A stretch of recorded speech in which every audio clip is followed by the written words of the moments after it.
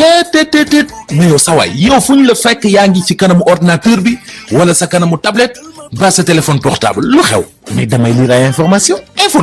waaw xoolal boo bëgg am ay information yu leer nañ et en temps réel duggal ci www.senegal7.com ay information yu wóor man de maa ngi application Sénégal 7 lépp lu xew dama koy jot ci sama téléphone ci tàng bi te nag application Sénégal 7 am ko yomb na da ngay dugg ci Play Store wala Apple Store nga télécharge ko rek xam li xew ci réew mi ak la xew ci bitim réew te nag dara du la ci umpu. Vous voulez des informations en temps réel? Cliquez sur www.senegal7.com. Sénégal 7, le roi de l'information en temps réel. asalaamaaleykum suñu mbokku téléspectateurs yi ñuy seetaan ci seen chaîne préférée Sénégal 7 TV via le net fu ngeen mën di nekk ñu ngi leen nuyu ku ci nekk sa tur ak sa sant ñi nekk ci biir réew mi waaye tamit ñu nekk ci bitim réew rawatina waa diaspora bi comme ni ñu koy defee saa su ne rek l'actualité en temps réel loolu ci la ñuy dox saa su ne ngir indil ko ñi nga xam ni ñooy suñu mbokki téléspectateurs yi rawatina nag ñi nga xam ni ñoo ñuy suivre ci seen chaîne préférée Sénégal 7 TV tey nag ñu am mbégte ak bànneex di dalal koo xamante ni ji yaakaar naa ni ñu bëri xàmmee nañ ko ñu bëri ràññee nañ ko non seulement à travers ses actions mais ci petit écran yi muy Sophie Gueye nekk présidente association bu mag boobu nga xam ni mooy les racines de l'espoir. kon Sophie dama lay jox kàddu gi rek nga nuyoog mbokki téléspectateurs yi ñuy seetaan ak ñi nga xam ni tamit ñoo bàyyi xel li nga xam ne rek mooy émission bi nga nuyoog ñoom laata ñu dugg ci laaj ak tontu yi. salaamaaleykum donc ñu ngi leen di nuyu tout d'abord waa Sénégal 7 di nuyu mbokk internetu Sénégal 7 yëpp di nuyu bépp doomu aadama boo xamante ni di nga xàmmee Sophie Gueye à travers cette émission di nuyu tous les membres de l'association les racines de l'espoir fàttewuma sama famille sama xarit yi ak sama am di jàmbe yi asalaamaaleykum. voilà loolu mu nekk loo xam ne ji nuyoo la bu mu jagleel suñu mbokk yi ñuy seetaan kon Sophie sans plus tarder dañuy dugg ci li nga xam ne rek mooy laaj ak tontu yi nar a dox suñu diggante mu jëm ci association bu mag boobu nga xam ni mooy les racines de l'espoir nga xam ni yaa ngi ciy mën ay action yoo xamante ni ji ñu bëri ràññee nañ la si tey premièrement avant ñuy dugg ci au fond des questions concernant cette association dañuy bàyyi la nga présenté wu def sa quelques parcours wala sa biographie. D'accord. Ce n'est pas facile de se présenter mais bon dinañ essayer donc man Safiatou laa tudd plus connue sous le nom de Sophie Gueye nekk présidente fondatrice association les racines de l'espoir mais avant may nekk présidente fondatrice Sophie Gueye Sénégal la juddoo Dakar màggee fi yaroo fi jàng def ay études en sciences gestion option marketing am DTS BTS licence et master en marketing communication liggéey avec des entreprises de la place liggéey ak une ONG bi nga xamante ni ci wàllu ay réfugiés la doon lay yëngu pare nag teg les racines de l'espoir boole les racines de l'espoir ndax dafa am fu ma bëgg egg ak moom ak mon travail en freelance comme consultant en communication en même temps yor business familial. voilà loolu yaakaar naa ni bon si mënu woon a ñàkk nga retracer un tout petit peu ce parcours ci loolu rek dañuy rebondir daal di ñëw dugg ci première laaj bi nga xam ni yaakaar naa ni ñu bari ñu ngi koy xaar ci yow tey bi nga xamee ni jëmmal nga lii lan moo la motiver ba nga xam ni lan moo la pousse ni ñu koy waxee ba nga dem jëmmal li nga xam ne mooy association bi tey ñëpp xam la ci. dama koy wax fépp dama koy wax saa yu ma amee interview wala dara di wax ni nekk dans le domaine du social buñ ci laajee nitam motivation yi parfois damay wax ni c'est parce qu'on ne voit pas ce qui se passe autour de nous su fi dara motivé wu ko lu dul juddoo Sénégal màggee fi yaroo fi gis li nga xam ne moo xew autour de nous que ça soit dans la famille mu nekk voisin moo xam dëkkandoo la wala am di jàmm wala moo xam nga génn ci biti rek di nga gis doomu aadama bu loxoom jotul ginnaawam wala nit ku feebar wala nit ku xiif moo tax ma teg li nga xam ne moom la ñuy wax reenu yaakaar association bu tudd reenu yaakaar les racines de l'espoir. ci loolu mën nañu xam ba tey rek ci laaj bi nga xam ni nar na dox suñu diggante ak yow. li nga xam ni ginnaaw ba nga ko jëmmalee. yow lan moo la tax a jóg ak fan nga teg sa bët. avec les racines d'espoir. li ma tax a jóg wax naa ko ci njëlbeen. jàppale ñi nga xamante ni seen loxo jotul seen ginnaaw. étant jeune surtout parce que le don de soi buñ koy wax ndaw moo tax. ndax dëgg la baax na nit di dimbali doomu aadama mais it mooy li may wax membre yi toujours suñu ndaw dañ ko war a jox tamit ñi nga xam ne ay néew di doole lañu parce que boo juddoo ci société boo xamante ni am nañu seen loxo jotul seen ginnaaw nga am chance yow suñu borom boole la ci ñi nga xam ne am nañu lu ñuy suturloo wala juddu nañu màgg nañu ci loolu war nga war a mën a gëstu ñi nga xamante ni danga leen a tane c'est naturel sama bët maa ngi ko teg ci li ñuy woowee améliorer condition vie wu doomu aadama yi mooy jàppale ñi nga xamante ni ils n'ont plus d'espoir amatuñu yaakaar ngir même boo leen defalul dara sax nga briller waat jàppale waat leen ngir ñu mën a amaat yaakaar ne bés dina ñëw mu mës a baax. ci loolu mën nañu xam malgré bon yi nga xam ni moom la ñuy nemmeeku ci les enfants de la rue ak yenn précarité bi nga xam ne moom la ñuy nemmeeku au fin fond du Sénégal même. Alors est-ce que mën nañu xam yow yan zone nga gën a ciblé pour dugal sa loxo foofu pour jàppale leen. ñun amuñu zone yu ñuy ciblé. C'est le Sénégal et ses régions et l'Afrique parce que bi ñuy créer association bi 20 membres la ñu woon. ndax ba ma toogee am xalaat bi woo naa nit yi nga xam ne yaakaaroon naa ne war nañ ci dem ak man au début ñu nekk 1000. 1000 yooyu nag répartis dans les régions du Sénégal ñu ngi Côte d'Ivoire ñu ngi Burkina Faso ñu ngi Mauritanie ñu ngi un peu partout dans le monde donc amul ay zones yoo xam ne dañ fay intervenir spécifiquement parce que ñun ñooy choisir déedéet dem nañu ba nit ñi xam nañu ñoom ci seen bopp tey bu ñu amee représentant dans une région par exemple à Thiès moo ñuy wax ne lii mooy besoin Thiès ñu ñëw intervenir fa ñu am représentant à Saint-Louis mu ne ñu lii mooy problème mu Saint-Louis ñu ñëw jàppale fa nit ñi fa ne donc fépp fu les racines de l'espoir nekk ak fi mu nekkul te doomu aadama mën ñu indil information ne am nañu fa nekk te sonn dinañ fa dem dox fa suñu jéego jàppale leen moo waral activité bi ñuy def tuddee ko don dans les villages ndax comme niñ koy waxee rek dund bi yamul biir Ndakaaru. Très bien ci loolu aussi mën nañu xam bu ñu nee action bon kenn nit mënu ko def. Est-ce que mën nañu xam réellement ñi nga xam ne ñoo ciy liggéey ñëw di la jàppale ay volontariat la ñu wala comment ça se passe. duñu ay volontaires. ñi ñëw di jàppale ay membres lañu ñi ànd ak man sur le terrain wax naa ko tout à l'heure dañoo jógee 20 dem 1000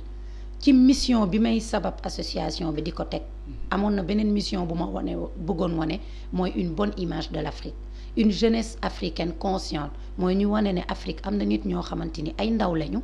am nañu xalaat yu baax xalaat yu sell di ko jëmale ci doomu aadama yi donc ñooñu ñooy sax nekk partout ci àdduna bi di ma contacter ne ma dañu bëgg bokk ci association bi donc c'est des membres yoo xamante ni ay membres actifs lañu di ñëw activité bépp bu ñuy organiser bu cotisation amee ñu cotiser ànd ak man sur le terrain. Ok. À part ça il y a des bénévoles qui nous viennent d'un peu partout dans le monde et de toute nationalité muy nasaraan si mooy nit ku ñuul ku nekk feneen dina ñëw nekk bénévole ci benn activité mais li ci ëpp membres yi laay nekk ak sur le terrain.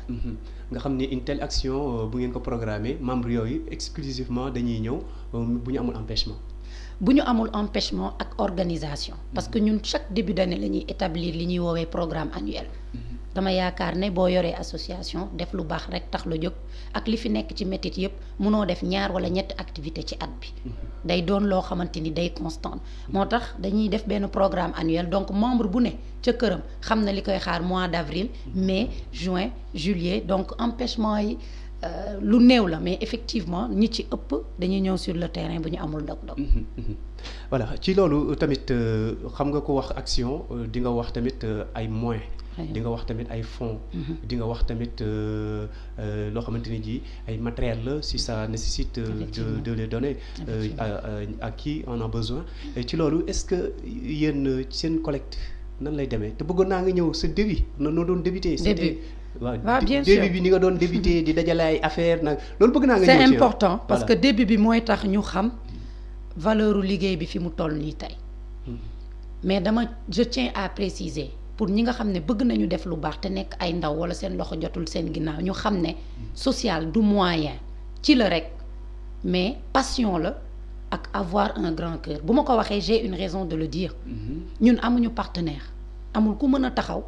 ni maay financer les racines de l'espoir dina am entreprise yu ñu accompagner récemment te dinañ ci ñëwaat le pourquoi ñu accompagner ñu muy gros projet bi ñu yor nii mais ginnaaw loolu toutes nos activités 0 franc la ñu déparé ak ngëm yàlla quand je dis ak gëm yàlla tey nit ku weex ki day taxaw def plan wam ak organisation am naan le budget tel ak tel ak tel yow nit ku ñuul ki à part fonds ak budget tu as ce qu'on appelle la foi mooy yaakaar te laxad karramnaa bani aadama buñ ci jëlee plus loin mooy ñi ñu yar tey dañ ñoo xamal ni ko boo bàyyee sa bopp yàlla jàpp la pourquoi je dis ça 0 franc laa déparé collecte yi ñu doon def pour dimbali xale yi suñuy yëre frère sœur suñu quartier la commencé ak suñu famille charité bien ordonnée commence par soi-même tey ay conteneurs yu yëre ak dàll ñooy dugg biir Sénégal ñu koy distribuer partout dans le monde pourquoi organisation liggéey kase la tey boo waree ne da ngay collecter fonds pour jënd ay fëgg jaag yooyu day metti mais wax naa la ko sànq on a des représentants en France aux États-Unis en Allemagne fu ne ci àdduna ñooñu da nga leen di jox mission ni leen ñun ñi ngi fii Afrique di redistribuer yéenay def collecte bi ba tey waa Sénégal tamit ku ci am yére rek daal di nga ko jox racine de l'espoir ne ñooñu moom mooy nekk seen mission pour wax ne liggéey organisation la quand tu n'as pas les moyens donc ñoom dañ fay ne nekk naa ndaw mais jiite naa sax ñoo xam ne ñoo ma mag samay kilifa ak ñu ma mën a jur mais ñooñu bu ñu defee collecte bi yónnee ko suñu logistique defaraat bagage yi saa yi ñuy dem defi don ñu yóbbu ko loolu pour collecte la bu ñu ñëwee ci wàllu financement des activités je dis 0 franc la ak pas-pas boo xamante ni membres yi la ñoom ñoo cotiser pour yenn activités yi waxaat naa ko charité bien ordonnée commence par soi-même les débuts de l'association man maa doon financer action yi daan jël sama xaalis di ko ci def parce que damaa gëm ne sama bëgg-bëgg la woon te boo ko defee ñeneen ñi ñëw fekk ci la bu fekkee seen 1000 francs sax dinañ ko ci dugal noonu la ñu dem ba commencer dugg ci réseau yi collecte yi ma commencé publier dañu am association lii la ñu soxla gars yi di ci jàpp muy gën a yaatu ba ma am yenn cas de malade parce que amoon naa une idée derrière c'était de créer l'un des plus grandes chaînes solidaires de l'Afrique mi ngi commencé nànk-nànk tey Facebook y a plus de 50 000 personnes qui nous suivent ñooñu tey bu ñu amee cas de malade dañ koy def ci réseau yi bu ñu ko defee ci réseau yi nit ñi participer bu ñu amee action ak activité nit ñi participer ñu doxalee noonu depuis 2013 ba nii may waxee ak yow 2020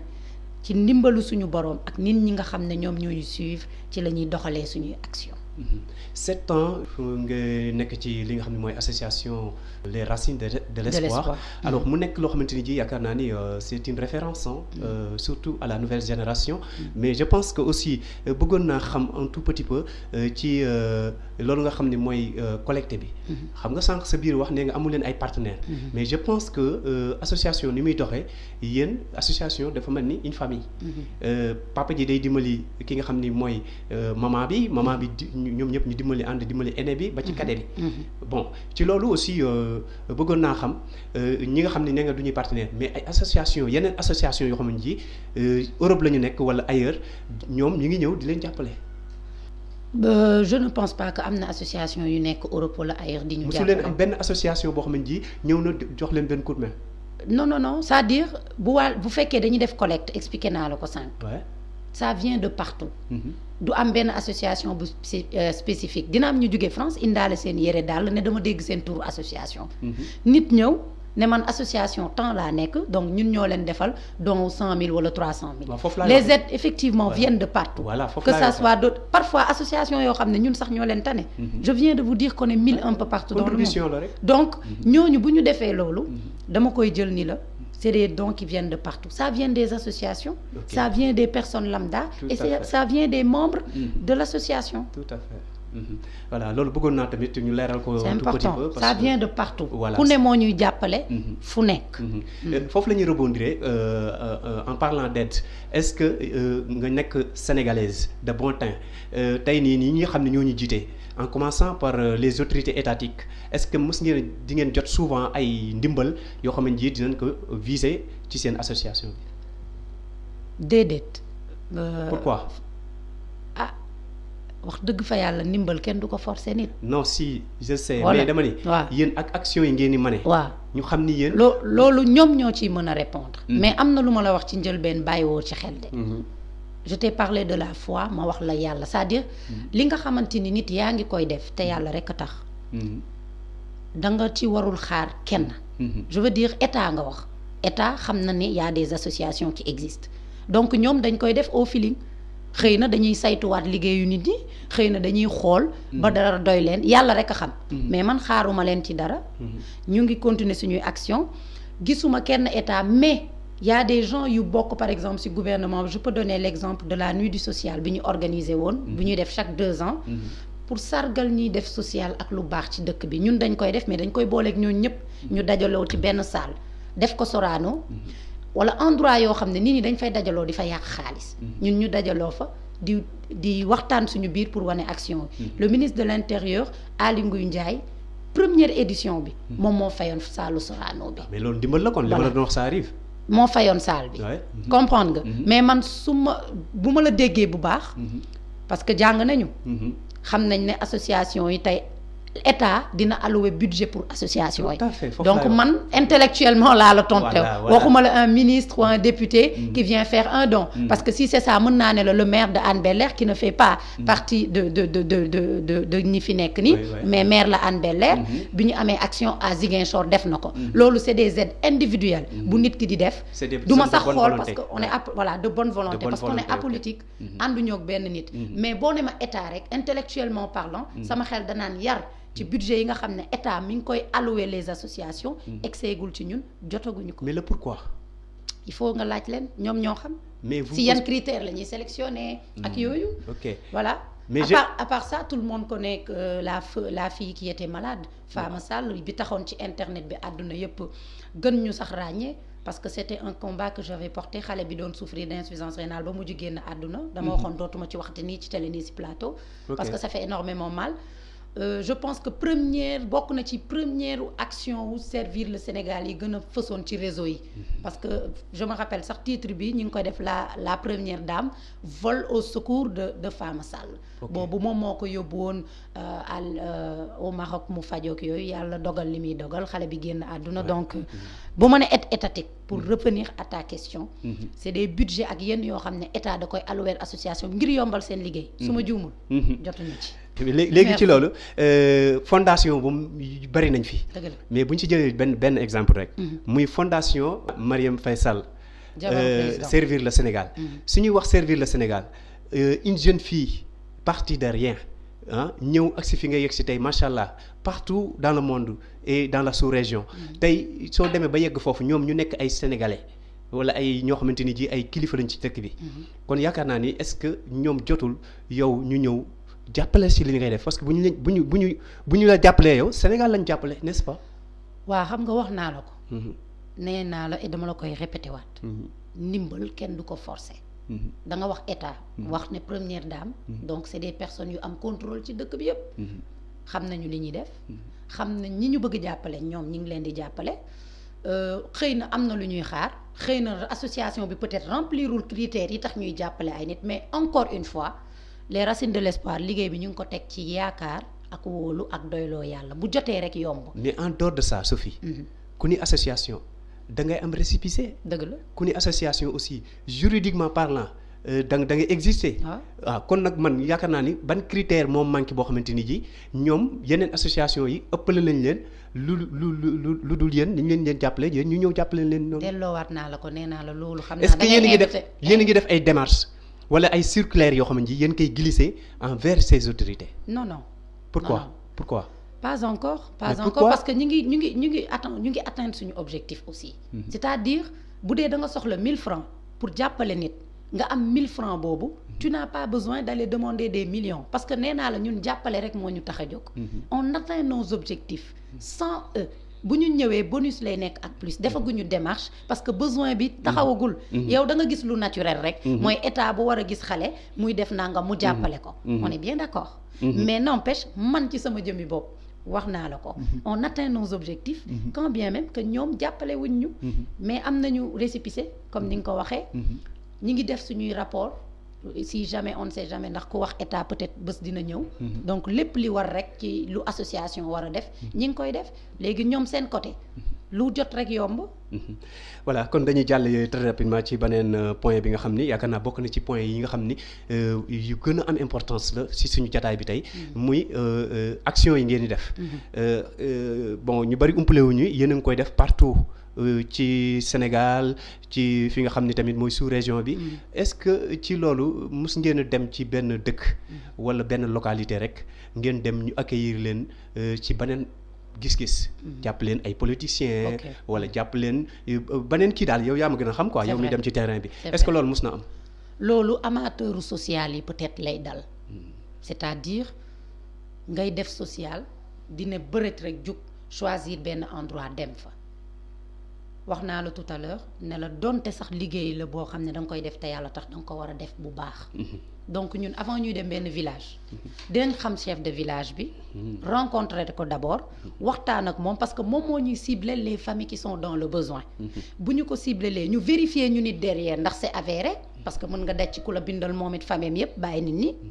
ginnaaw loolu amener leen à demander des informations sur l'association xamal leen que ñun ñëwuñu fa pour def politique ba tënku ba waxtaan ba jot liste bi parce que bagage yi ñuy yóbbu fii Dakar lañ koy defaree donc loolu musuñu dal musuñu dem bien au contraire ay accueil yu chaleureux la ñu am te buñ fa jógee sax dañuy woowaat pour ñu ñëw fa chaque année amul parce que liggéey bi war balaa ngay dem di dimbali nit da nga war a xam ki ngay dimbali moom it mu xam yow mi koy dimbali kan la du parce que da ngay yóbbu ndimbal rek que tu n'en fais boo paree dem def sa ndimbal après dem ñibbi sa kër li war yépp avant ñuy dem defi action dañ koy def musuñu am problème dugg ci village dem nañ ba fin fond de la Casamance fu nekk ci Sénégal te mbégte kase lañ fay jële buñ fa demee ñaan yàlla loolu gën a continuer ndaxte loo gis rek àdduna organisation la ak li nga xam ne rek mooy stratégie vers le sens positif ci loolu dañuy dem très rapidement ci li nga xam ne rek mooy ginnaaw bi association bi mu existé ci bilan bu ñu doon wax li ngeen jotee réaliser bëgg nañu ñëw si parce que j'ai des échos yoo xam ne jot nga construire pas mal peut-être 2 maisons d'accueil benn Dakar benn xawma dans la région de Thiès bëggoon naa nga ñëw ci loolu très rapidement. bilan bi c'est plusieurs familles démunies plusieurs enfants de la rue plusieurs enfants malades tey bu ñu doon jox ay chiffres de 2013 à 2020 dina doon lu bëri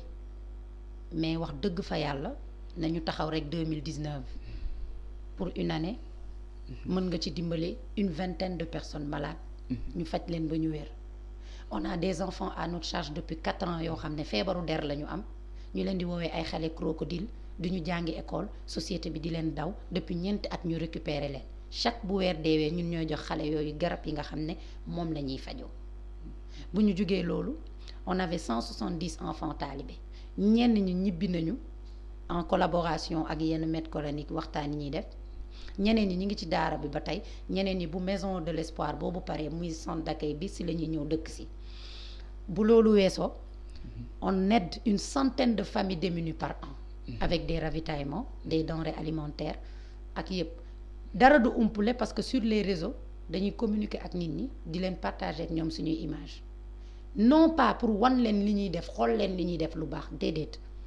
dañu ne booy joxe sa ndeyjoor sa càmmoñ waru koo yëg mais loolu ci sa alali bopp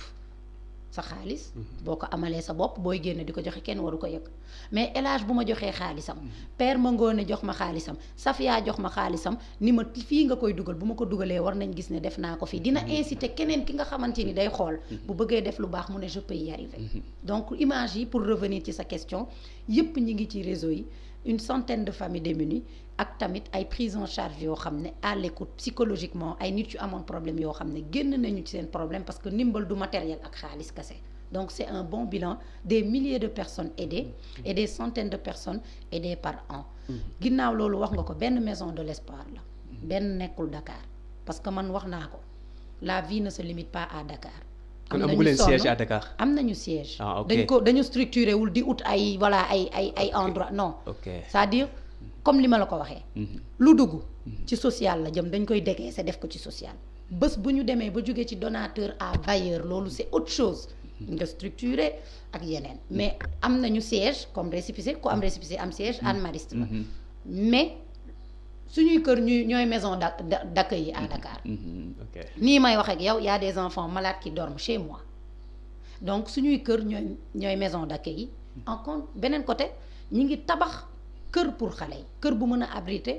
70 enfants kër googu li ko sabab mooy li ñu fi gis la mendicité des enfants ba ñu ñëwee dañu ne c'est bien beau kaas bi dem jox xale yi li ñu lekk lu ñu naan jox leen yére mais lan la ñu mën a def mooy tabax foo xamante ni tamit ku ci ñëw dina mën a ñëw bu bëggee dénkaane doomam ngir mu jàng alxuraan wala ngir mu jàng parce que leneen ak bëri na fa dinañ fa jàng alxuraan dinañ leen alphabétiser te xale bi bu demee ba toll ci benn âge dinañ ko dimbali pour mu autonome bu fekkee orphelin la kon genre complexe lay doon quoi. exactement c'est un centre d'accueil li tax sax ñu choisir nom bi mu tudd Këru Yaakaar la maison de l'espoir ça se trouve où pour Thiès lañ ko def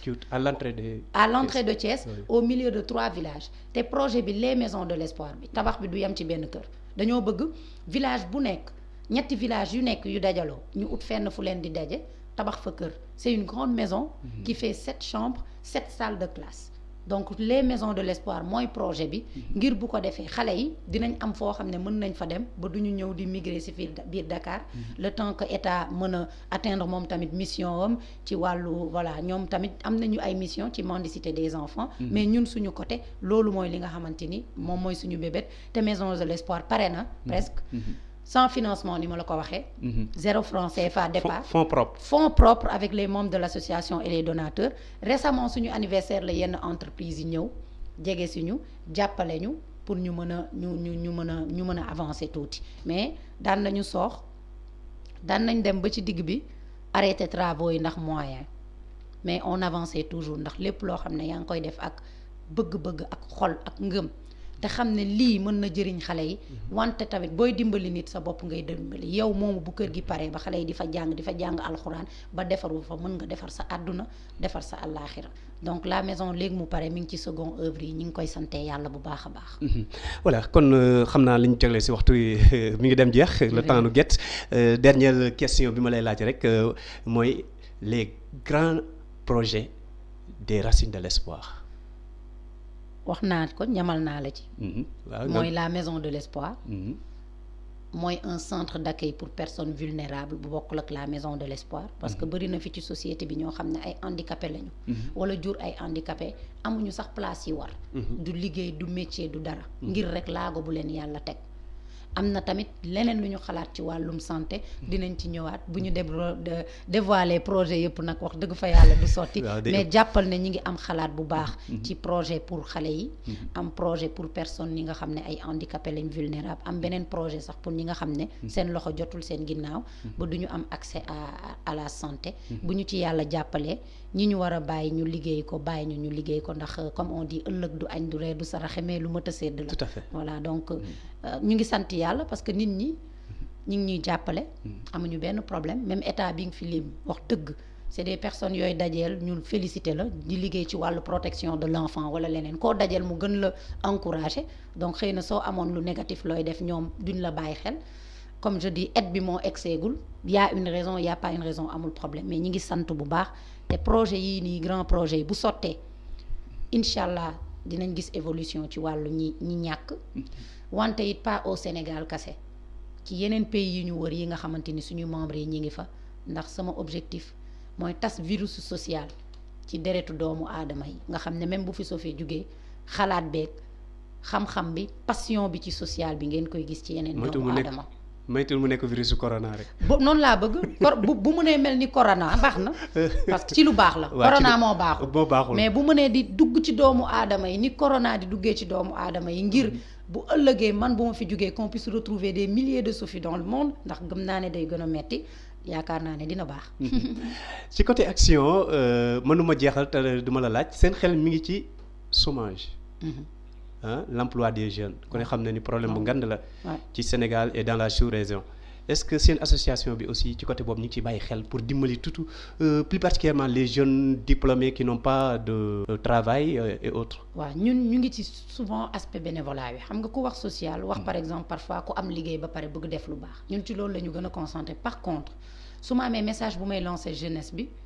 mooy ñëpp mënuñu toog ci bureau ñëpp mënuñu amandoo liggéey nekkandoo kii il faut oser entreprendre parfois nga ne nit da nga war a entreprendre mu naan la non il faut des fonds pourtant mën nga xalaat benn entreprise ci sa xel rek monter ko. tu as d'autres business plan et tu as d'autres jeunes qui chôment qui ont les compétences pour ça ngeen dajaloo autour d'un objectif ku nekk dem jaayante benn budget ngeen ñëw dajaloo boole ko mettre en place quelque chose dara mettiwul tout se trouve dans la tête. jeunes yooyu rek waaw laay wax ñu entreprendre. En attendant nag ñi fi war a créer emploi xam nga ko. wax nga ko fi léegi c'est l'État ñoom ñoo war a créer yenn emploi côté industrie agriculture ak yeneen bu ko defee jeunesse bi am si lu ñu jàpp mais bu ma amee conseil bi ma leen jox mooy ñu gëm seen bopp gëm li ñu bëgg def te xam ne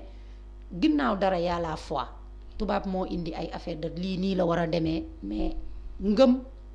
ak passion tax na ne nit lu mu bëgg réussir si àdduna dina ko réussir il faut oser entreprendre. Qui ose gagne, qui joue perd. Merci. Ou gagne aussi, hein? Voilà. Alors, Sophie, le mot de la fin? Alhamdulillah. ci bi nga xam ne yàlla may nañu ñu mën a di def lii ñuy def en même temps di profiter di sant ñëpp ñi ñuy soutenir ceux qui ont été là depuis le début gis ni mu méttee bi ma ñàkkee faama mu génn àdduna j'étais au plus bas de moi man ay hôpital laa daan yendu xale yi di ma accueillir amatuma sañ-sañ bi faama génnee àdduna ba tey xam naa internet yi seetlu nañ ko di wax rek nit ñi ñu bàyyi xel que ne àdduna am ak ñàkk ñoo ànd mais dëgg la bi ko yàlla di def te mu mënoon def àdduna ñëpp am c'était pour que ñi am di dimbali ñi amul te dund bu weesoogul lu nekk xaj na ci il faut que ñu ubbi xol yi ak xel yi te gën di jàppalante te jàppalante soxlawul nga am ay millions wala nga yor association sa voisin bi à côté boo gisee ne añul tibbal ko nga jox ko mu lekk kiy traversé tali bi te nekk infirme nga dimbali ko mu jéggi ki nga xamante ni romb nga ko ci mbedd bi mu jaaxle nga déglu ko conseiller ko ndimbal la ba tey ñu gën a tàppe xew li boole ko ni ko maam Abdou doon waxee gën a bàyyi xel ndaw yi ni ko Serigne Saliou Mbacké doon waxee bu ko defee rek xam naa ne Sénégal mën a jëm kanam sinon rek maa ngi leen di sant yéen bu baax parce que du ñëpp ñooy jox antenne bi yenn nit yi ñuy wax l'aspect pécuniaire jaaxal na àdduna tukkeel na àdduna ba on ne met plus la lumière sur les personnes yi mën a dimbali nit ñi donc waa Sénégal set ca kaw sa kanam maa ngi leen di remercier bu baax ci invitation bi. Merci Sophie Gueye mooy présidente association bu mag boobu de les racines de l'espoir alors tey moom lañ dalaloon ñu doon jéem a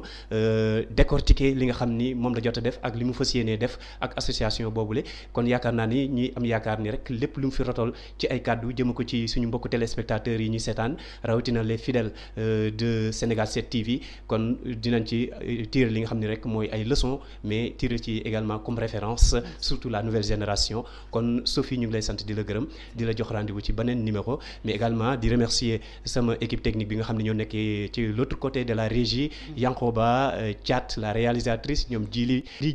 remercier également toute l'équipe de la rédaction ak tous ceux qui nous suivent sur votre chaîne préférée Sénégal 7 TV di leen jox rendez-vous ci beneen numéro.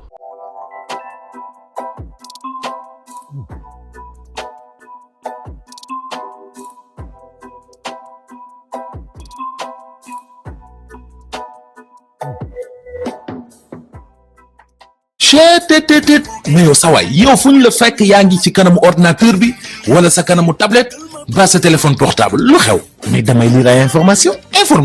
waaw xoolal boo bëgg am ay information yu leer nañ et en temps réel duggal ci www.senegal7.com ay information yu wóor man de maa ngi application Sénégal 7 lépp lu xew dama koy jot ci sama téléphone ci tàng bi te nag application Sénégal 7 am ko yomb na da ngay dugg ci Play Store wala Apple Store nga télécharger ko rek xam li xew ci réew mi ak la xew ci bitim réew te nag dara du la ci umpu. Vous voulez des informations en temps réel? Cliquez sur www.senegal7.com. Sénégal 7, le roi de l'information en temps réel.